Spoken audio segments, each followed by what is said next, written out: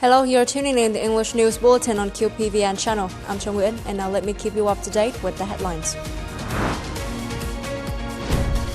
Lao Party General Secretary and President pay state visit to Vietnam.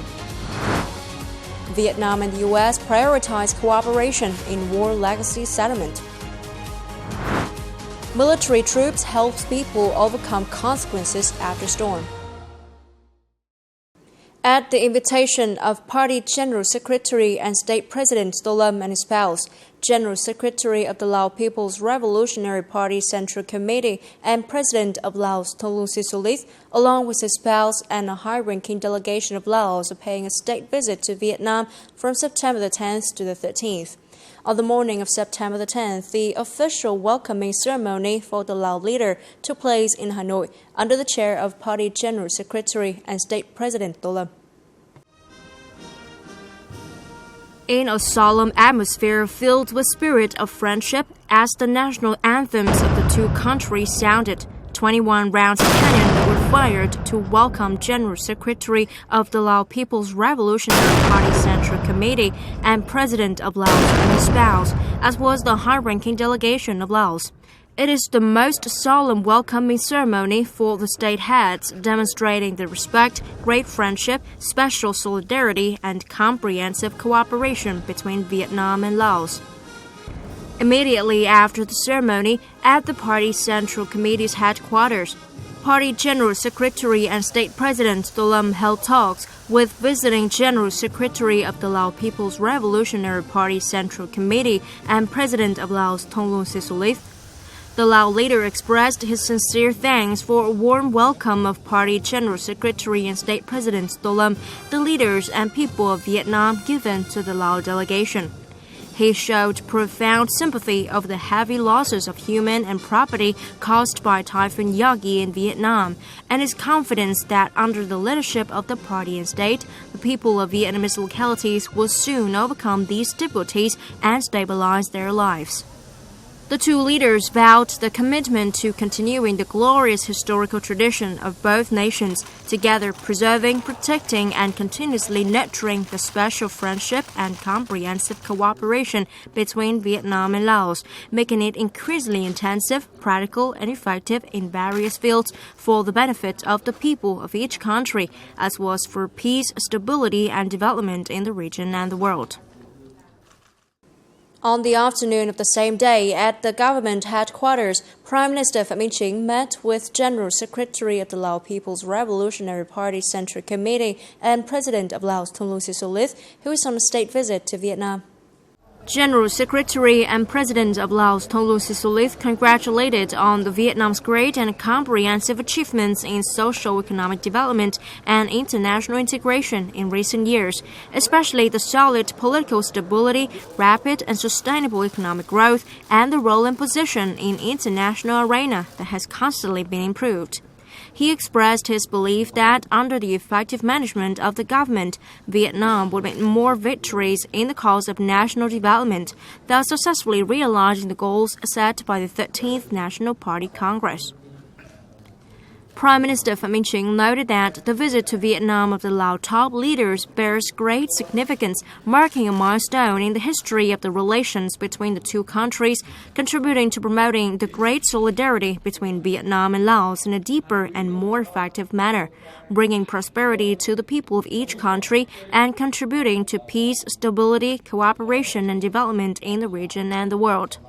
He believed that under the wise leadership of the Lao People's Revolutionary Party, led by General Secretary and President Thongloun Sisoulith, Laos would successfully implement the resolution of the 11th Party Congress and the 9th Five-Year National Socio-Economic Development Plan.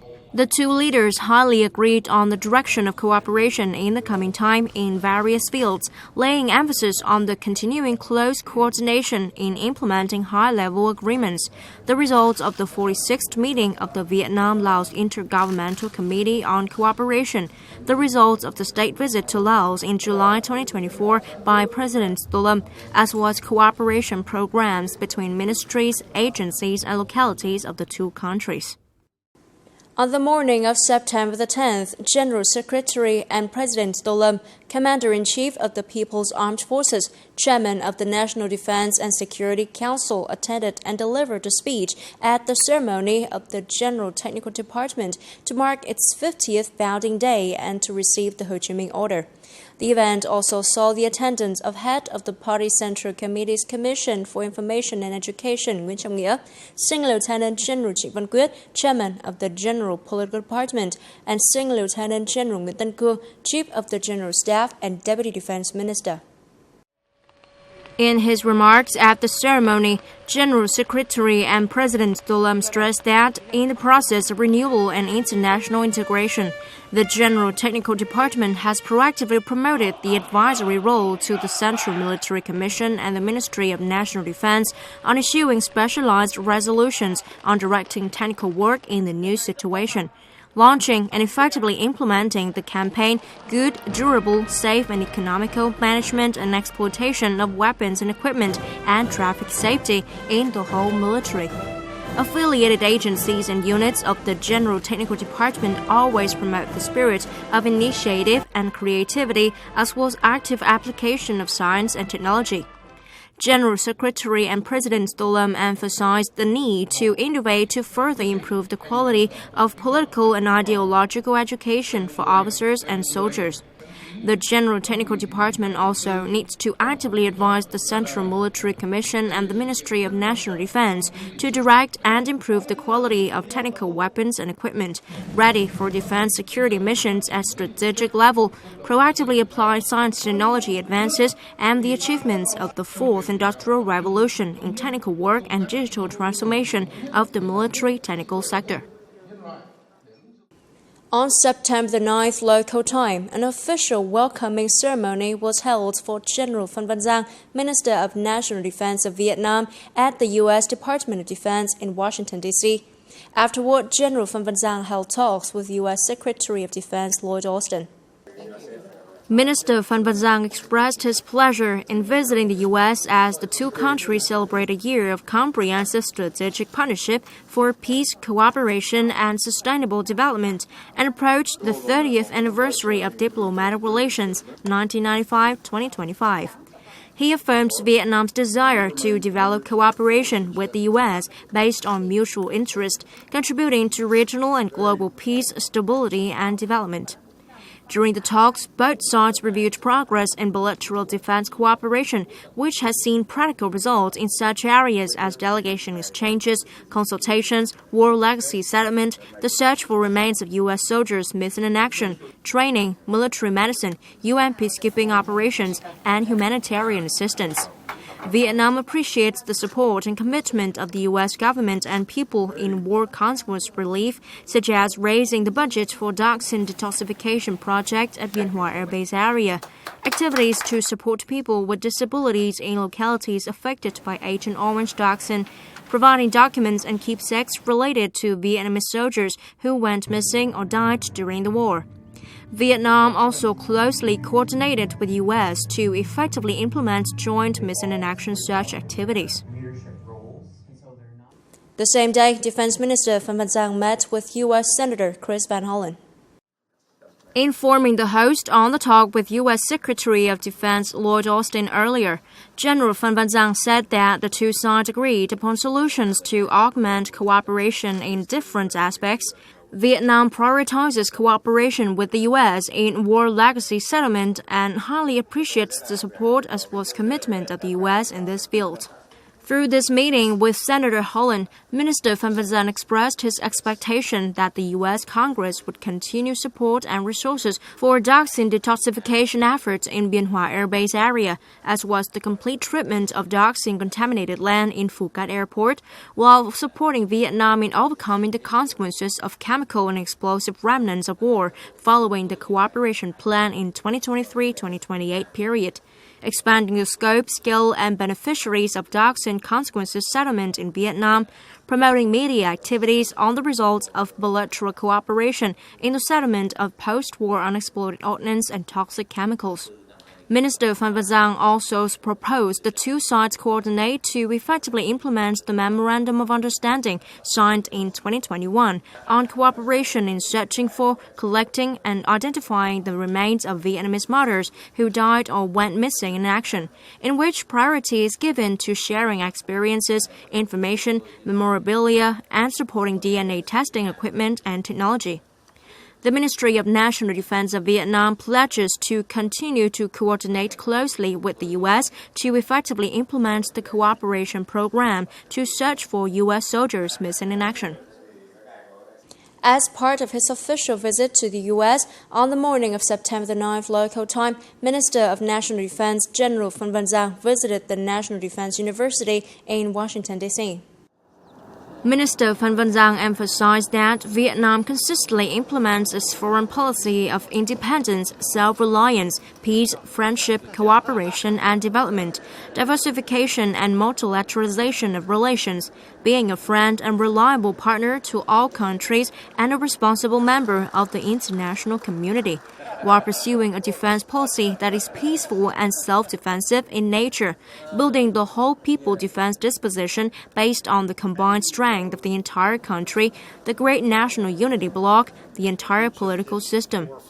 Vietnam supports the maintenance of peace and stability in the region, security, safety, and freedom of navigation and aviation, and the principle of respect for the law on seas and oceans in accordance with the provisions of international law and the UN Clause 1982, and seriously, fully implements the Declaration on Conduct of Parties in the East Sea, internationally known as the South China Sea, and strives to build a substantive, effective, and legally cleared code of conduct in the East Sea. Coming up next, Prime Minister Phạm Minh Chính inspects flooding response in Bắc Giang. Military troops help people overcome consequences after storm.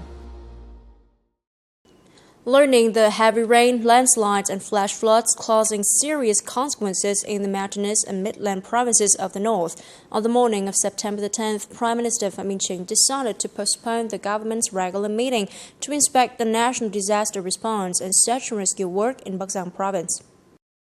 The flooding claimed 1 life and caused injuries to 7 people and collapsed to 8 houses. It also caused damages to nearly 17,140 hectares of rice, nearly 800 hectares of annual vegetables, and 16,540 hectares of production forest. Power grid infrastructure, traffic infrastructure, and equipment infrastructure have been seriously affected. Landslides have led to traffic jams in 65 locations. Prime Minister Chính sent his deepest condolences and sympathies to the relatives of the disaster-hit victims, as well as difficulties and losses that the people in the disaster-hit areas in Bắc Giang province in particular and the northern provinces in general have suffered. The government's leader said that the flooding situation is still developing complicatedly. He requested Bắc Giang province in particular and ministries, agencies, and localities to strictly implement the telegrams and instructions of the government, as was the Prime Minister, with a focus on directing and implementing drastic, timely, effective measures in response to landslides, flash floods, and inundation. The Prime Minister required the province to make efforts to maintain production and businesses, especially production activities in industrial parks, with electricity, internet, and other services sufficiently supplied. Recently, the armed forces, together with authorities in storm-hit localities, have been actively and urgently taking measures to provide timely assistance to help people recover from the aftermath of the storm, while also minimizing the dangers to the people. Immediately after the collapse of Phong Châu Bridge in Phú Thọ Province, the Engineering Corps directed Engineering Brigade 249 to promptly complete preparations and maneuver during the night of September the 9th to Phú Thọ for rescue operations. They were also assigned with constructing a pontoon bridge across the Red River when weather is favorable. By 3:30 a.m. on September the 10th, after more than 2 hours of maneuvering, Engineer Brigade 249 arrived at the designated rendezvous. Initially, the unit is focusing on assembling equipment and thoroughly studying the options for installing the pontoon bridge. In Yên province, heavy rain caused severe landslides and rapidly rising flood water has affected many areas, leading to widespread damages. Tens of thousands of households in areas susceptible to flooding and those at risk of landslides and flash floods were forced to be evacuated. Military Region 2 Command has quickly directed the Yên Provincial Military Command and units stationed in the areas to mobilize thousands of officers and soldiers to help residents recover from the aftermath. And that's all for now. Remember, you can always watch the news again at qpvn.vn. Now, thank you for watching and hope to see you next time.